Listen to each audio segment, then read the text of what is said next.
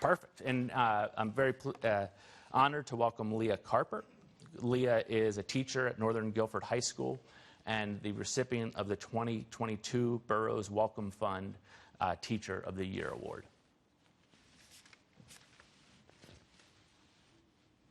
Hey, how are you? Thank you.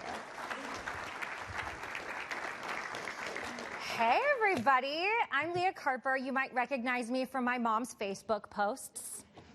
She's a big fan.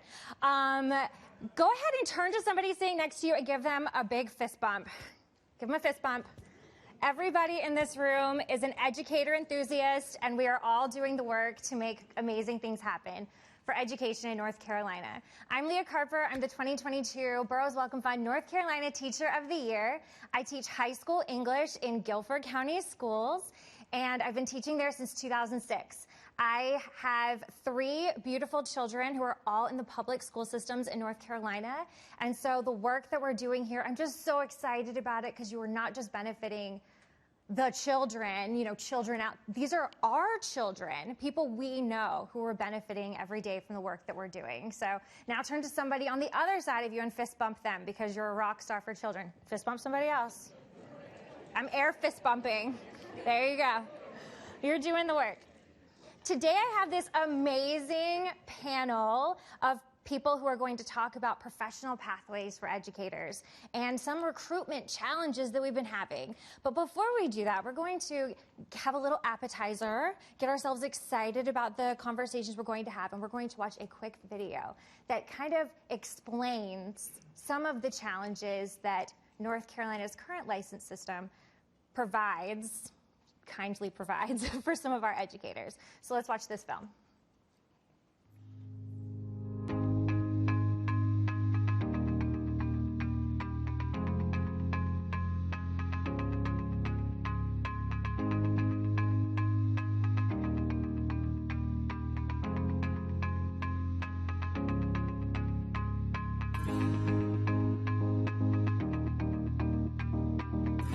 I am Chad Beam. This is the Burns High School, and I teach high school English. I've been an educator for about 15 years now.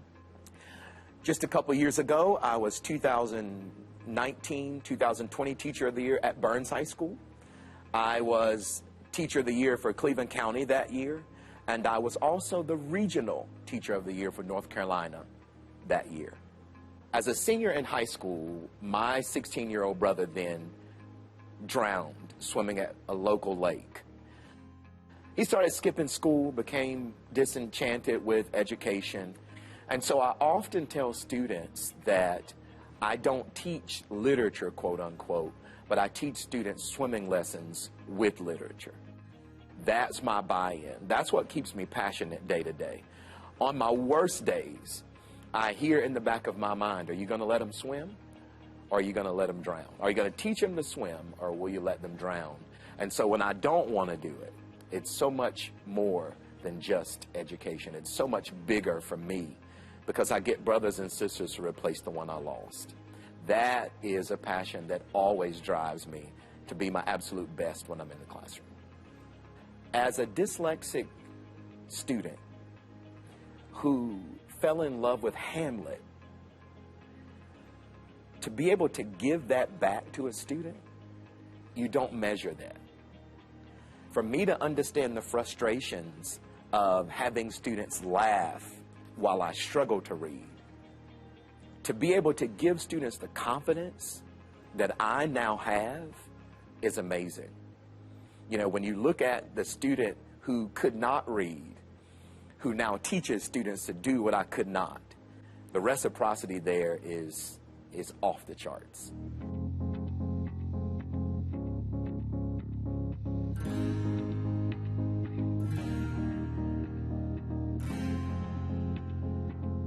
I came to be an educator lateral entry. At that point, a lateral entry consisted of 3 years worth of teaching while I was taking the credit hours I needed to become an English teacher. And at the end of that stint, I was to take the praxis, which would allow me to become an official or officially licensed educator. I took the praxis in June and I did not pass. In fact, I missed it by 2 points. So I registered to take it again in July. Took the praxis in July, passed the praxis in July. However, I no longer had a teaching job. When I was principal at Shelby High School, Chad had just completed his 3rd year of teaching, and I had heard that he had not passed the praxis and therefore did not have a job. I was contacted by the human resource director and told that he was an excellent teacher and I should consider him for an open position. So I called him and met with him and found him to be phenomenal. You know, it becomes very obvious very quickly when you talk with Chad, his passion for the craft and his passion for reaching students. And that's first and foremost what we want in our classrooms. If there were another way to prove that I was valid as an educator, as a professional educator, I think I would allow or ask for someone to perhaps take the North Carolina Standard Course of Study and bring those standards into my classroom and watch my instruction and align my teaching with those standards and measure me that way. Because while I do have testing anxiety, my performance in my classroom or my teaching in my classroom always stands the test of time. But if you're measuring me on testing anxiety, which I know that I have, well, I would not consider that a fair assessment. Chad and I have talked about the praxis experience because he was teaching here when he was going through that process, and that is when he left Burns. And it was disheartening. It was very disheartening for him to leave our school because even at that time he was an asset to Burns, and we lost him because of the praxis. I think losing Chad Beam from a school because he was unable to pass a praxis would have been a huge disservice to students, because they would not have had the opportunity to have met and worked with a passionate, caring educator that is a very positive male role model in our system.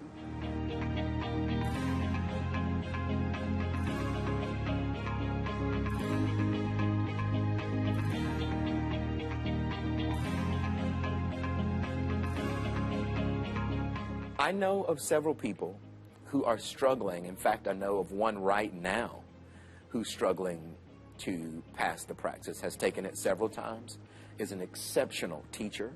There are some wonderful educators who come into this profession or look to come into this profession who may not have that door opened if the only method of measure is a test. And so, yes, absolutely, I think that North Carolina and any other state for that matter owes it to educators to find ways to help them become the educators that they believe that they're destined to become.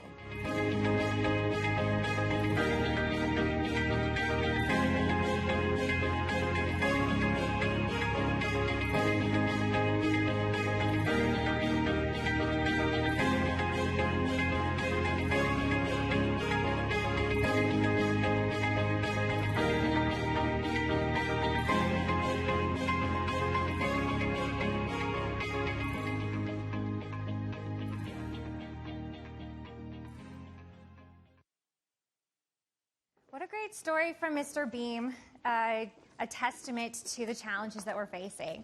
Today I have a wonderful panel with me. Please help me welcome Dr. Valerie Bridges. She's a superintendent of Edgecombe Public Schools. She is also the 2022 Craig A. Phillips North Carolina Superintendent of the Year. Whoop, whoop. We have Dr. Alfred Bryant. He's the Dean of the School of Education and Human Sciences from Campbell University. We have Miss Kiana Dubashi, the Executive Director of Profound Ladies. Woo-hoo. We have Dr. Anthony Graham. He's the Provost and Vice Chancellor for Academic Affairs at Winston-Salem State University. And we have Dr. Kimberly Gold, the Chief of Staff of North Carolina Community College System. Just to start out, I'd like to say how disappointed I am in the panelists. I told them all they were supposed to do a dance when I said their name. No one did that, so we already started off on a bad foot. I'm joking. All right, we're going to start with Dr. Bridges. She and I are friends. We get to sit on the board together, and she is the most lovely person. As the superintendent of a rural eastern North Carolina school district, you have experienced many challenges recruiting teachers. Tell us a little bit about your challenges and the work Edgecombe County Public Schools has done to recruit your teachers. Wonderful. So I'll start with good morning. And just grateful to be on this panel to have this conversation. I think we kind of talk about this a lot, and things are changing, but not at the pace in which we would like them to change. I'd also like to just acknowledge that one of my star principals was the keynote, Matthew Bristow Smith. Glad to have him. And also in the audience should be Jenny O'Meara somewhere. She's a former teacher. Former principal in our district, and glad to have her. So Edgecombe is located in eastern North Carolina, and we kind of, as North Carolinians, we know what that means a little bit. So there is a challenge. There's a challenge with being able to recruit and retain and sometimes revitalize those teachers and keep them in our schools. Edgecombe County has 5,700 students. We have 14 unique schools, and our goal is to make sure that all of our schools have the staffing that they need.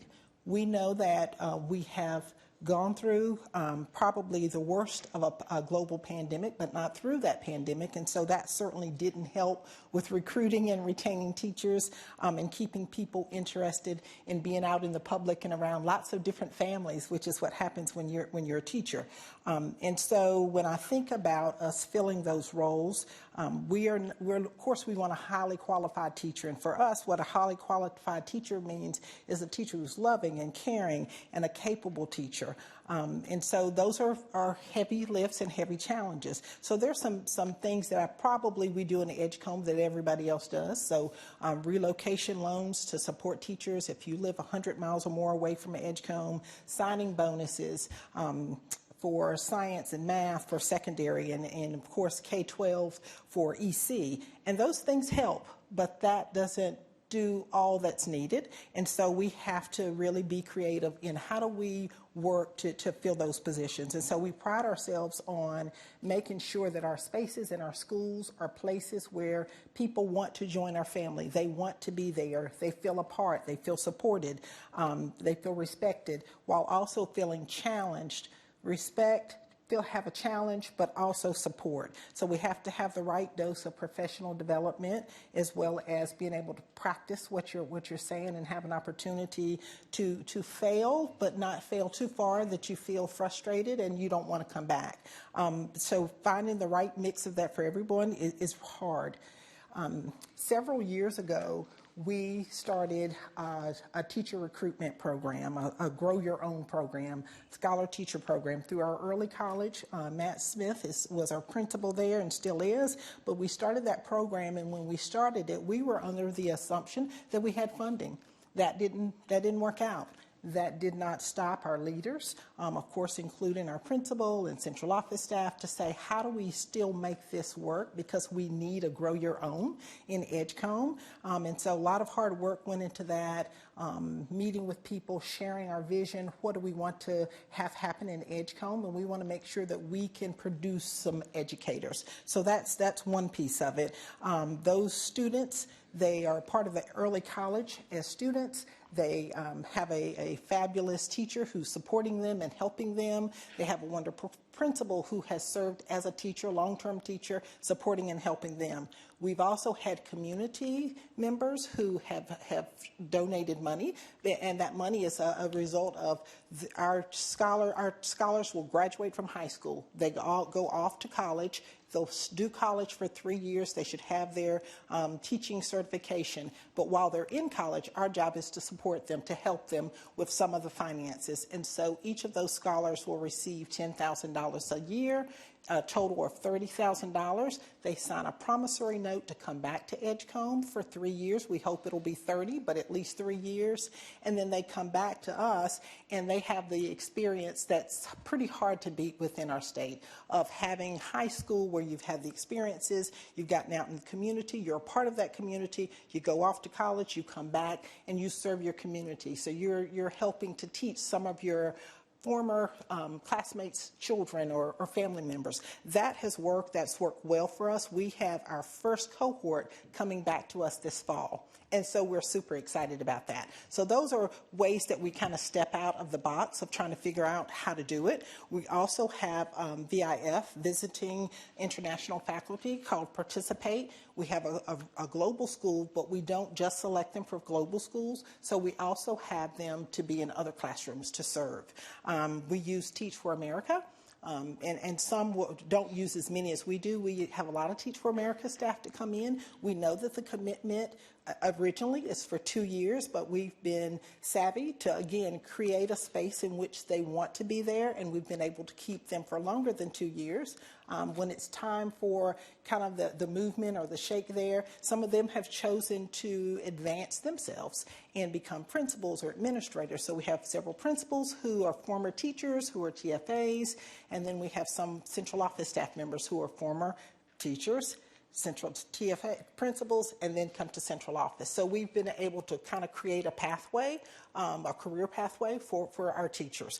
We also just want to share two more, opportunity culture.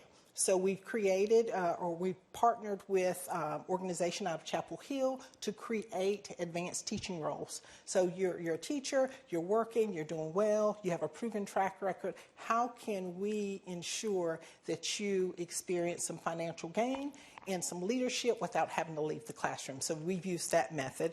And last, I'd say we are working with our TAs for a track from TAs to teachers.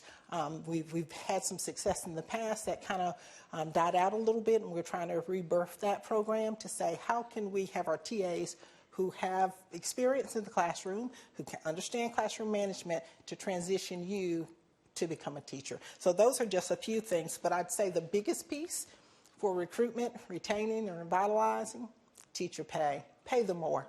They'll come and they'll stay. Woo! Yeah. I agree. Absolutely. Yeah. Thank you so much, Dr. Bridges. You almost recruited me. I'm tell my trying. superintendent. I'm trying. Dr. Gold, teacher recruitment is especially difficult for our rural and remote school districts. How can the community college play a role in recruitment in these areas? Well, thank you for the question, and thank you for letting me be here with you today. I do want to give a shout out to my colleague, Dr. Lisa Eves, who was originally supposed to be with you. She's actually with the legislature today talking about women in STEM, another important initiative. But happy to be with you and join the conversation. The community college system has been very strategic and intentional in our efforts to address the teacher pipeline. And so we have a three-pronged approach to getting teachers into the pipeline. And the first prong of that approach was creating 2 new associate degrees, the Associate of Arts in Teacher Preparation and the Associate of Science in Teacher Preparation. Our state board approved these in the fall of 2020. And since their approval in the first year, we enrolled over 500 students in those associate degree programs. So we're very excited about launching those associate degree programs. In addition to the traditional general education content in those programs, we also have education courses that support teacher effectiveness in teaching and teaching management and instruction and literacy. So getting those teachers started out right so they will be high quality teachers when they enter the profession. I think the importance of those associate degrees is that our colleges serve all 100 counties in North Carolina. So we have 58 colleges. They serve all of our counties, rural and urban. So giving students that access to the classroom and the ability to start out their teaching career in the communities where they live. So Dr. Bridges mentioned growing your own. We think it's very important that these citizens have the opportunity to see themselves as teachers and to engage in that pathway in the communities where they live. In a prior life, I started out as a teacher in a classroom at Isothermal Community College, not too long from Burns. So you know, I think about the students that I had in my classroom, and I really appreciated Brenda's illustration of the dress, because often we think about students as young people, 18 to 24, right out of high school. But in my classroom, I had students from 16 to 82. And so that's a pretty wide range of ages of individuals either pursuing a career for the first time or pursuing a second career or even a third career. And so we want to make those pathways accessible where those students live. 60% of our students in community colleges are part-time students. And they're not part-time because they don't want to go to school full-time. They're part-time because they have other responsibilities. So they may have children and families. They may be a caregiver. They may have a job. They may need to work and provide for their families while they're getting their education. So it's really important that they don't have to pick up and move and go away somewhere to become a teacher. They can start that pathway within their community. And it's important to us that we get that message out there. You don't have to leave your community to become a teacher. You can do that right where you are. So that's the first prong. We also have, and I'm glad that you mentioned early colleges. North Carolina is a leader in early colleges in our nation, and very proud of that partnership that we have with our public school system. But we can also have dual enrollment pathways for students to start in these associate degree programs so that they can start in high school identifying as a teacher.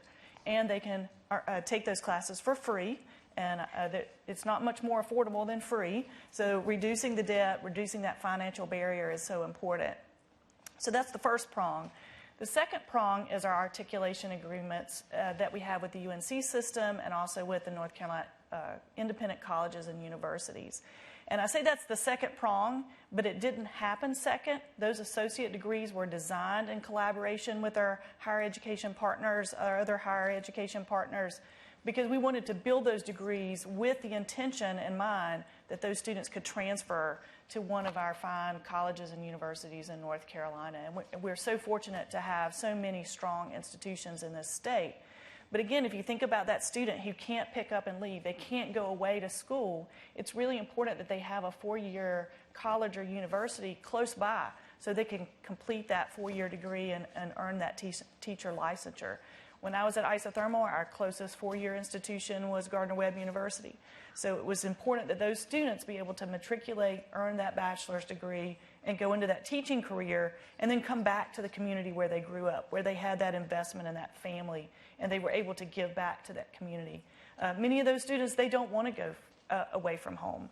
After I left isothermal, I worked at Robinson Community College, and again, we had many students who wanted to stay and live and work in the community that had given so much to them, and they wanted to be able to give back to that community.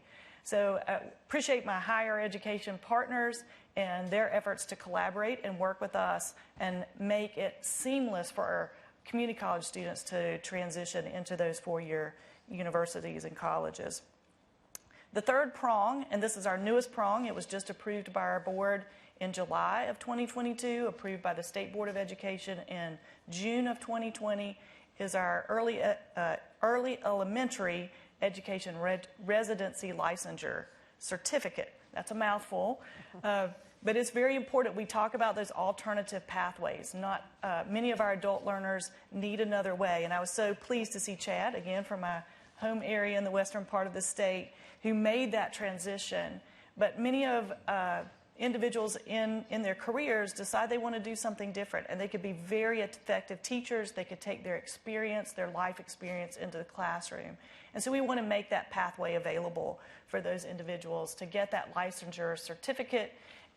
These individuals who come into that certificate program need to have a bachelor's degree with a 2.7 GPA, and they also have to be, as Chad mentioned, working in a school district under a provisional license. So this gives them that pathway into the education profession. So just excited to be part of the teacher education workforce pipeline. As I mentioned, all of those 3 prongs have happened since 2020. So this is new initiatives, but I was also pleased to hear Dr. Matthew talk about implement, and that's what we're doing. And we're so excited. We're seeing early success, but we look forward to seeing even more success in the future. That's incredible. As I graduated from community college in 2000 something, and I wish that there was a more clear pathway from community college straight into my teaching program. There were many classes that I wish I would have completed. So this is so cool. I'm just so excited.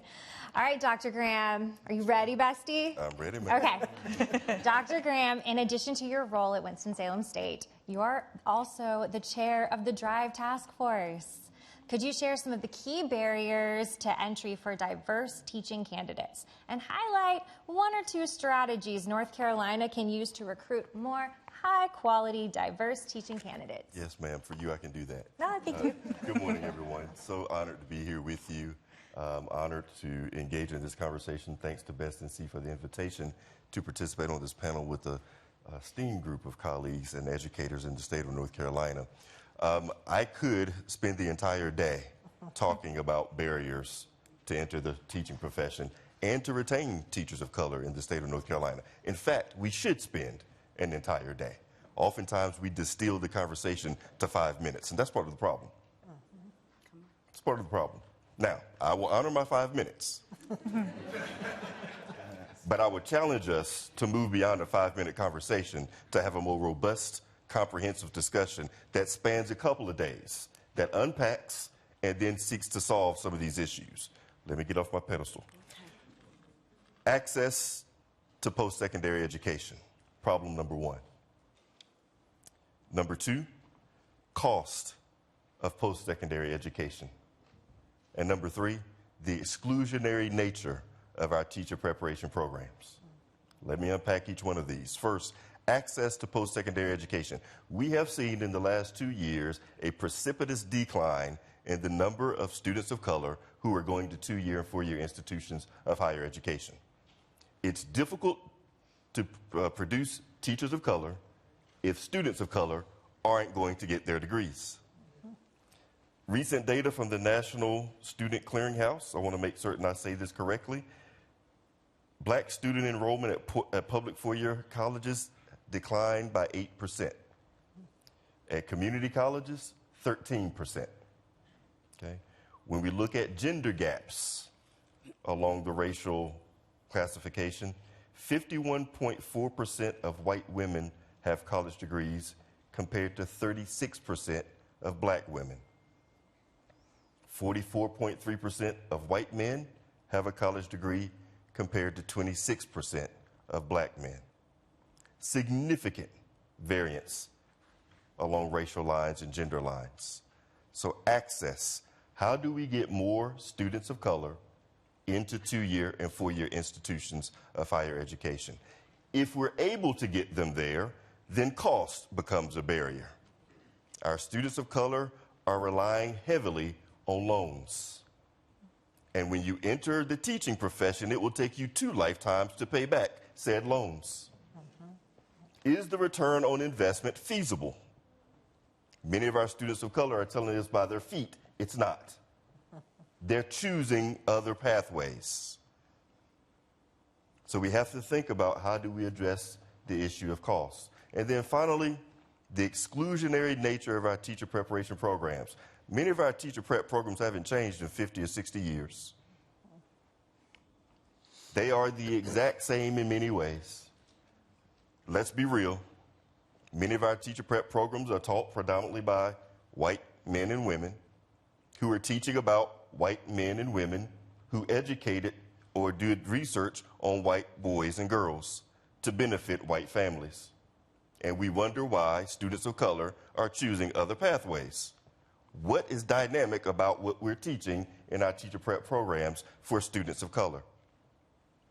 Furthermore, we complicate the issue by confusing steps with rigor. We put in place multiple steps, 8, 9, 10 steps to become a licensed teacher. And we believe that 8, 9, or 10 steps is equivalent to rigor. No, it's not. As a former classroom teacher, I can teach you one thing in a very rigorous way.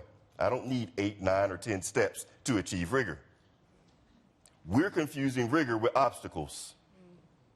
How do we limit the obstacles, making certain that we're not sacrificing rigor and quality to produce teachers for our students throughout the state of North Carolina. Now let me transition to some strategies. You've heard some already. Grow your own programs, articulation agreements, early colleges, things of that nature. First, how do we stimulate more students of color going into our institutions of higher education, and how do we address the cost issue? We have at our fingertips something that most states don't have. It's the Teaching Fellows Program. And we take for granted the Teaching Fellows Program. How do we continue to invest and fund the Teaching Fellows model so that it continues to prepare and produce teachers for our K-12 schools? More importantly, how do we think about scaling it to HBCUs, to more HBCUs? But I want to caution us. It is not the HBCU's job to address these issues. Our majority institutions must be on the hook as well. So how do our majority institutions leverage the Teaching Fellows Program so that we're preparing and producing more teachers of color? Okay, that helps get at some of the cost issues as well. And then we start thinking about exclusionary practices. How do we leverage teacher residency models? Teacher residency models have been around now for almost 15 years, maybe a little bit longer, and the data on the teacher residency models are profound. They tell us all we need to know. It's an alternative pathway, and through alternative pathways, we're seeing more racially and culturally diverse students of color moving through these programs and being successful in classrooms. Not only are they retained in the classrooms at a higher rate, but the impact on student learning is significantly higher. So if teacher residency models work, why aren't we investing in them? To my knowledge, in the state of North Carolina at present, there are only 4 teacher residency model programs that operating. There's a partnership between UNC and North Carolina State, the DREAM program. That's one. Number 2, there's one at North Carolina A&T State University. I wrote the grant for that before I left to become provost at Winston-Salem State. A&T also has a second one in partnership with High Point University. And then there's one at UNC Greensboro. All 4 funded by the U.S. Department of Education. Eventually, those dollars will run out from the Department of Ed. Sustainability now becomes a question. How are we investing in said models as a state? So these are 2 things that we should pay attention to. Teaching Fellows Program, teacher residency models could have significant impact on what we do in the state of North Carolina with respect to diversifying the workforce alongside our community colleges, your grow your own programs, and so forth. We have what we need right here. We need to invest in it. Thank you so much. And for the perfect segue to my question to Dr. Bryant about grow your own. Dr. Bryant, we hear so much about how we need to grow our own teachers. And so how is Campbell partnering with local school districts to build recruitment opportunities? And why is it important for Campbell and other EPPs to pursue this? Okay. Yeah, a couple of key words that I hear. You mentioned the word partner, and I wrote the partnerships as number 1. At Campbell, we focus a lot on partnerships, and I see a lot of our partners, Harnett County, Johnston County, Sampson County. Those are the counties that kind of surround the university, and we focus a lot on the importance of those partnerships. We spend time to go into those districts, and we have conversations with them and say, what are your needs? We don't try to build something and then try to sell it to them. We go to them and say, what are your needs, and how can Campbell address your needs? And then they start talking out loud, and they say, well, our needs are teacher recruitment. And we say, okay, what are some ideas that you have around that? And one idea, for example, is the TA to Teachers program, which most people up here have already mentioned that, but in Johnston County they mentioned that. And then we started getting to the table and say, how can we put together an agreement? Because as you know, Campbell was a private school. So what Anthony just mentioned as far as cost, at a private school, it's even more of an issue sometimes. So what we came up with was, how can Campbell meet Johnston County by maybe reducing our tuition rate a little bit, and then Johnston County having some money to put towards tuition. And we put together a 3-year program for TA to teachers where they can, we had an initial meeting, and I think we had 80 people to show up. 80 people who are employees of Johnston County who may meet the qualifications, and it's going to be an online program. It's going to take 3 years. We kind of reduce the tuition, and Johnston County is going to put some money towards paying the tuition. So the people can't say we can't afford it because it's going to be paid for by the district. And hopefully once they finish the program, then Johnston County would have access to a grow your own. And most of those people already work there, so they're probably going to remain there as full-time teachers. So that's one idea we had, and that came about by a partnership, getting to the table and having a conversation with Johnston County. Harnett County has a Grow Your Own, we call it a Growing Greatness program, where some students who are either high school graduates or their current teacher education candidates, they actually go to Harnett County in the summer, and Campbell faculty go and they provide workshops and try to teach these students what will it be like to be a teacher, and what are some skills that we can provide you to make you better teachers in the long run. And then Harnett County pays a stipend for those students, so they can't say, well, I have to work in the summer, so I can't afford to participate. So Harnett County puts money towards it. Campbell faculty come and we offer the workshops. So it's kind of like a two-way street between Campbell and the districts. But that's another idea that we came to Harnett County. We said, how can we help you? What are your needs? So we didn't put together a program and try to sell it to them. We tried to ask them, what do you need and how can we meet you in the middle? Campbell also partners with community colleges. With the articulation programs that kind of came about in the past couple of years. We have the same kind of meetings. We go to them, we invite them to our campus, and we ask the same type questions. How can we recruit and how can we make our program attractive to community college students? We offer the Residency licensure programs. We started a brand new online MAT, initial licensure program, because what we try to do is try to see what the market is like and how can we address the market. And we realize that there's students all over who want online options, and we want to make sure that we give students the option to participate in the programs no matter where they live. And Campbell's traditional teacher ed program is always going to be the core focus, because we really want to focus on their traditional program, because we really think the traditional program, the outcomes for those students, it's going to be greater because we have more time and to spend with these particular students. But I would say partnerships is number one, and creative partnership ideas that come from both sides, that come from us and also come from the districts. I'm just hearing investment, partnerships. I'm hearing money. Okay, so get out your checkbooks. We have to fund these things, right? We have to put our money where our heart is, and our heart should be with the children. And so I love this. All right, Ms. Dubashi, it's your turn. Profound Ladies. Raise your hand if you've heard of Profound Ladies. I mean, wow.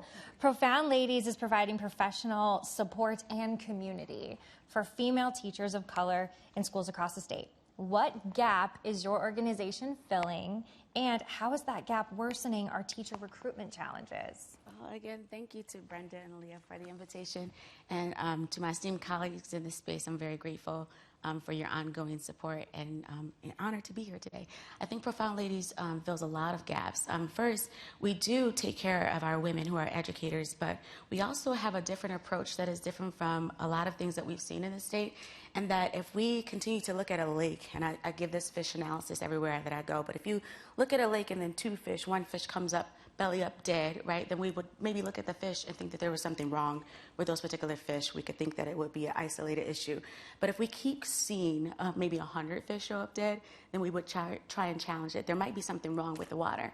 Our approach is that there is something wrong with the water. What I would challenge all of us to think about, though, is like the system is working the way that it was designed. In 1954, with the Brown versus Board of Education integration efforts, the schools were attempted to integrate, but their teachers weren't. And so black teachers were pushed out of schools on purpose. Black leaders, black superintendents, and for that reason, these spaces were created absent of them. And so our teachers are coming to these spaces, but they're not created for them. It's hard to be there, and they experience a severe ongoing microaggressions on top of the ongoing burden of supporting teachers who look like them. Just consider that our teachers were once the students that we are failing to support. And so part of our approach is to not only support those teachers and give them the community and to really dive into some of the West Ed reports. I was listening this morning to Jenny and Cannon's podcast, the Hummingbird series, and they talked about that, some of the West Ed recommendations are to not only recruit diverse teachers, but to also support them. So we're supporting them. If we want our teachers to lead these spaces that are trauma-informed and that they are centering our teachers, our students' humanity, we have to center their humanity as well. But we also have to consider the conditions in which we ask them to show up every single day. So I partner with communities like Edgecombe, where my sister is leading very powerfully, and thinking about what is happening for our teachers here, what are the conditions in which we're asking them to work, and what are the ongoing systemic challenges that exist. And since you ripped off the Band-Aid, I'm just going to go ahead and say that it's racism. And I was challenged last week when I delivered I was in Edgecombe doing some work with over 500 teachers. And having said that, and you could feel the air come out of the room. But that is what is happening there. Our teachers are experiencing ongoing challenges because of the systemic barriers that were put in place way back decades before any of us were sitting here. And while any of us maybe not be solely responsible for that, we do have to take the challenge on addressing that. So what does that look like? That looks like doing some work on unconscious bias. That looks like challenging all teachers, not just teachers of color, to consider the ways that they show up with their colleagues, so that when we get our profound members and we get our ladies, they are not experiencing the ongoing microaggressions from either their school leaders or their teachers, because they are aware of the ways in which they are continuing to create barriers. And some of these push-out practices that exist for our students are the push-out practices that exist for our teachers. And so I really feel like our approach is twofold. It's one, from an anti-racist lens, but also creating spaces that are trauma-informed and that center the humanity of our teachers through SEL. And so we cultivate emotional resilience. That's the curriculum that we use for our teachers, and then we're hoping that translates to the classroom. And we're pretty direct in our approach, and I am just really honored for the folks who are willing to take on the challenge of having that hard conversation, especially now in this political climate. This work is not sexy, and it doesn't always feel great, and you make a lot of enemies really quickly, but I know that is the work that needs to be done, and that's the only way that we're going to get to the root cause of some of the challenges where you still see 80% of the teaching force white women. It's so important that our students have educators who reflect their culture and their beliefs, but also who love them. And the thought that there are any educators who have not done that work, it worries me greatly. And the work that you're doing is, for lack of a better word, profound. All right, listen. We have been asked to take audience questions. I know you guys are just dying, and you're like, Leah, you did not ask the best questions. So who has a wonderful question for this esteemed panel of brilliant people? Raise your hand high in the air. We have a friend right here. Stand on up. Do we have a microphone for this friend? We do. Here comes Leah with a microphone for you. Loud, that teacher voice. Don't think I need this, but that's okay. Hello, my name is Dr. Tarsha Winston-Reed from Livingstone College. I am the Dean of Education, Education, Psychology, and Social Work. But I see my colleague there, Dr. Anthony Graham, which used to be my professor. Don't date my age. Okay. At North Carolina A&T State University. But my question is for Dr. Bryant. When you were building your partnerships with the budget cuts we have in the district, how was the county able to provide the tuition for the students that wanted to attend the program, and how did they cut that cost for you? That's a good question. I can't really answer the question from the district side, because we really didn't get into what type of funds are they and what are the restrictions around the funds the districts use. But because we focused on the university side as far as, okay, if they're willing and able to put together some monies, what can the university do? Because we didn't think it was fair to ask them to do something and we not try to meet them somewhere. So I had to go to my CFO and provost and different people like that, and kind of make a case for how this partnership would be a win for them and a win for us down the road, and also help us produce better teachers and help us address some of these issues. And by making that argument, they said, okay, here's what we're willing to do. We're willing to make a cut of, I'm just 10 to 15% of the tuition rate. And because, there's no housing, there's no meal plan, so the tuition rate, bringing it down per course and spreading it over 3 years, it would help us offer the courses, and it would also give the districts 3 years to try to figure out how can they pay for that, as opposed to saying, okay, we're going to do it in a year and a half. And plus 3 years would help take a person with a 2-year degree and give them more time, because they're full-time employees. They're working full-time. So we also have to put that in consideration. If you're dealing with a TA to teacher program, you have a full-time employee, and they have a 2-year degree, so they still have maybe 60 to 70 course credits left. So what would be a reasonable amount of time for them to finish the program? So to answer your question, I don't really know about the district side, how they paid for that or where the money came from, but I can just tell you about how I had to negotiate on the university side to try to meet them in the middle. I want to add one piece. When we engage in these conversations, particularly relative to partnerships with universities, oftentimes we include our deans of our schools and colleges of education. I will tell you, as a provost, you need to start including my folks. We are the ones who are sitting in our offices looking at dollars and cents and trying to figure out, are educator preparation programs even a worthy investment at this time, where we're seeing precipitous decline in our enrollments. And many provosts are foreign to the teacher preparation space, but we hold the financial coffers to what those education programs do, or perhaps maybe don't do. So I want to make certain that as we're thinking futuristically, that we're inviting more provosts, and I would even argue chancellors, into these spaces and these conversations. They hold the key and can throw the weight of the university around in a way that can really have significant impact on what we do in K-12 education. Thank you. Does anyone else have a question?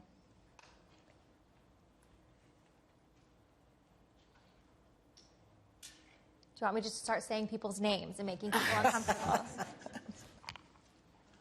Like a true teacher. Oh, I see a hand.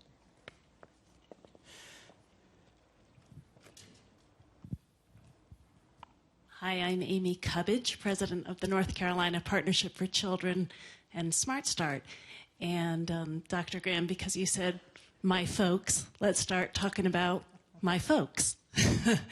My folks are early childhood educators, and I would love to hear how all of you are including those folks in your recruitment efforts. Thank you. Well, I will speak at Winston-Salem State University. We include early childhood, K through 12. It's all the educational continuum for us. So in our recruitment efforts, whether we're on the road recruiting students to come into our traditional programs, our alternative pathway programs, as a matter of fact, our early childhood program right now is our largest program on our campus with respect to P-12 education. So for us, it is kind of a recruitment tool, if you will, to get people into the door. But we do have to start seeing this thing as a continuum that never stops. Pre-K, K-12, post-secondary, adult education, so on and so forth. So it really is one long continuum, if you will, and we've got to stop siloing what we do, which is what we tend to do. It's convenient to put things in silos. We can manage it more when it's in a silo, but it's damaging to the overall effort, if you will, of trying to educate citizens in the state of North Carolina. The other thing that is true is your pipeline is your best recruitment tool, right? And so when teachers get into the teaching workforce, and even your early educators, and they don't have that support and they don't have that wraparound services, they go back and they talk to their other friends who are considering what majors they should consider or what careers. And so even considering the way that you wrap support around your early educators and not just throwing them out there to either sink or swim, but not just your beginning teachers need support. Your ongoing educators who stay longer than they need support. support. They need to see a pathway through education when a lot of them don't want to leave the classroom, but they definitely want to have more earning potential, or they want to feel more professional, or they want to see an increase in leadership and responsibilities. And so even at Profound Ladies, we have 2 fellowships, a policy fellowship, to make sure that, like, one, spaces like this that exist, our teachers are a part of that. And so inviting them to the AIM conference, to the DRIVE conference. We're kicking off our fellowship at the Congressional Black Caucus in Washington, D.C. this year, to help them to start to think about the ecosystem that exists around the communities that they serve. And that offers them a voice and a perspective and a way to be in spaces that they are often excluded, since we're talking about folks that are not present, right? And so also just thinking about what does that mean for a teacher who feels like they have voice, they have an opportunity to influence a space, but then also that they are being considered in that space. Those kind of things are important. Your pipeline is going to be your best recruitment tool, and teachers are talking to other teachers or their children or their kids that they're teaching about whether or not this is a profession that they should step into. And I want to say this final thing. The DRIVE Task Force, we focused by charge on K-12 education, but we looked at compensation for early childhood. Oh my God. It is astounding. It is astounding. And if you're not familiar with how we're compensating our early childhood educators, please take time to investigate it. It's almost criminal what we're doing. It's unconscionable. Yes. I just want to add one piece. So thanks for the question. And I think the side for K-12 is for us, or pre-K-12 is for us looking at increasing our number of students that are in 3- and 4-year-old classrooms. And so in EdgeCom last night, we did a yes to adding an additional 15 students that are 3-year-olds, which again is the pipeline. But we lost some footage, grounding during COVID. So we were closed. Parents had to find something. We weren't open. As we began to open, we opened slower than they wanted us to, which we understand the why. But now we're looking at how do we increase our 3- and 4-year-olds, again, a pipeline to them being kindergarten and kindergarten ready. And then we're also doubling back to say this will be our planning year. So we'll be working with how to reinvigorate our daycare and our continue and increase our pre-K numbers, which of course increases our pre-K teachers and needs there. So thanks for the question. We have time for one more question, and I think it's Marianne Wolf. Thank you. First, I'm struck by the brilliance on the stage, so thank you all for giving of your precious time. Oh, Leah, you're in that brilliance too. So, you know, here we are talking about what we need to do. And I'm sitting here struck that when Dr. Springer shared that data on the average per pupil expenditure in the country, we are many thousands of dollars below that in North Carolina. I served on a school board in what's considered a more affluent school district. We are many thousands of dollars below that. And so I think my question today is, if you could do one thing, what step do we take tomorrow? Because there's a lot of deep, hard, long-term work to build the pipeline, to build the profession, early childhood all the way up. But what can we do now? I think there are steps we can take, but you all are in these places where what could we do tomorrow that would dramatically change this conversation? So I'd love to hear that. Leah, that could be a quick question for everybody up there, but I'm just curious, what step would we take? Does anyone want to go first? I'll go first. One of the things that we can do is, like, these conversations should stop right here. You said that you are in awe of the brilliance that exists on the stage. I'm looking out at my colleagues and the brilliance that exists in this audience. Mm-hmm. But oftentimes, I probably see you in these spaces maybe once or twice, and then we don't talk again. All of us have our own lanes. We have our own brilliance. We have our own expertise that we can add, and there's space for all of us. But we don't talk, and we do not collaborate. We pretend to collaborate, but we do not collaborate. If we collaborated, our kids would get exactly what they needed. So I think that we should just start working together, right? Like putting things aside, putting politics aside, and get to the business of ensuring that our kids have what did I hear this morning, a basic and sound education. And that's the low bar, right? I think that the brilliance exists and the answers are in this room, but we are in our own way. Mm. Yeah, clap, please. Yes. Yeah, the only thing I would add, ditto, 100%. Because we talk a great deal about partnerships. I don't care about partnerships. I care about alliances. Mm-hmm. An alliance is deeper than a partnership. And it ensures that we're moving in unison toward a common vision, a common direction. We know what the direction is. It's clear. It's clear. Now we have to have the commitment to go along with it.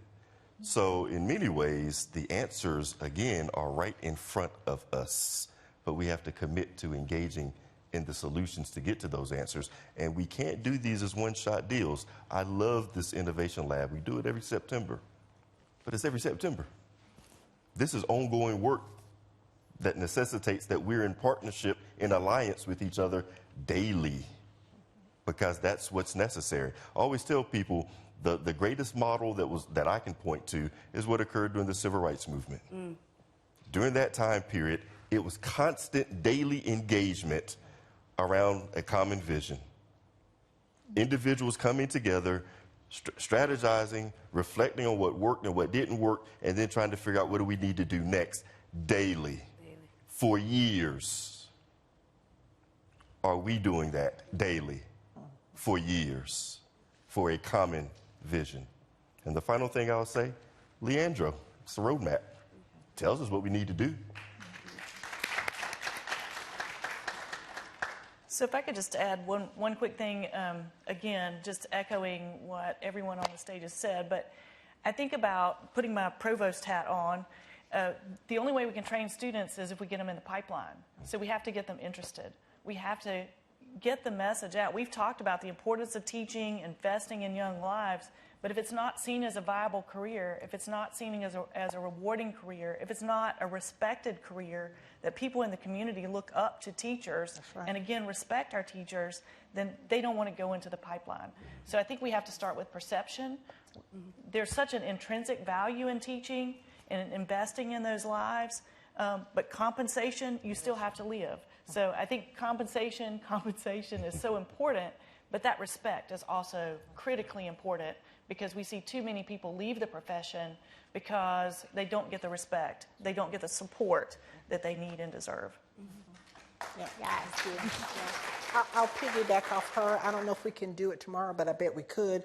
Pay increase. We need to stop playing, right?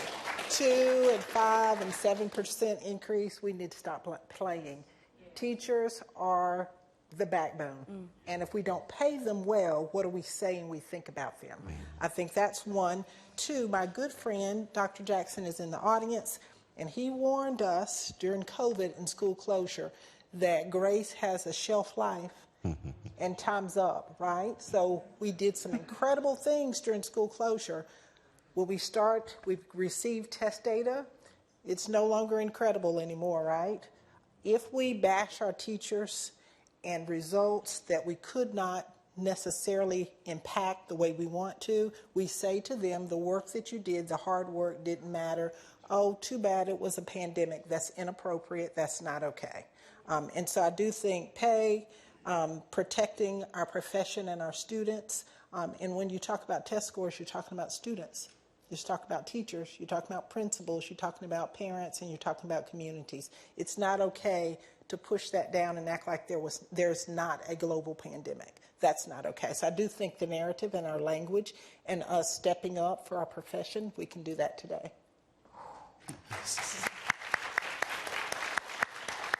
And I would just say, I mean, you mentioned treating people like professionals because sometimes it's perception. If a teacher is in the classroom and they're doing a great job, they're usually piled on. They're the ones that are given the difficult situations. They're chairing the sit team. They're doing all these things. And I'm thinking, I said, that's not fair. And what it does, it overburdens the good teachers, and then they end up leaving the profession. I've also been reading a lot of articles lately about this concept called quiet quitting. Yep. Which is, I mean, you've probably heard the same thing. So you're not actually technically quitting your job, but you're getting to the point you're saying, I'm not doing it anymore. I'm going to come, teach my class, I'm going to leave. And then, and I think that's something I'm reading a lot about, and I believe that's happening in the teaching profession. People are doing that. And when that happens by the great teachers, I mean, it's not going to be a good sign for the future, and that's going to have a huge impact on perception. And then the word's going to get to the younger people who are choosing their careers, and they may say, I don't want to go into teaching. I mean, I don't really want to go into that profession. This has been an incredible panel. So we all know what we need to do immediately. We all need to pay teachers about $100,000 more a year. Thank you for doing that. I'll sign that paper with no money to back it up. I appreciate everything that everyone said today. Just to piggyback off some of you said, I taught during the pandemic. I was a YouTube teacher, reaching through the screen. I've never worked harder in my life. And when I saw the test scores, it was heartbreaking, but the test scores didn't define the work we did. And what's sad is people are using our test scores as a weapon against our professionalism and the work we did. I had 3 kids learning in my house while I was teaching in my house, one in kindergarten, and all those teachers were working. Everyone's working, right? And so I love the idea of changing the narrative and making it, people recognize the professionalism that we hold and the expertise that we have, and to pay teachers for that expertise. It is time. And I'm really excited for the conversations that we'll have today. But listen, best friends, you need to take a break, okay? So first, let's give a round of applause to this amazing group.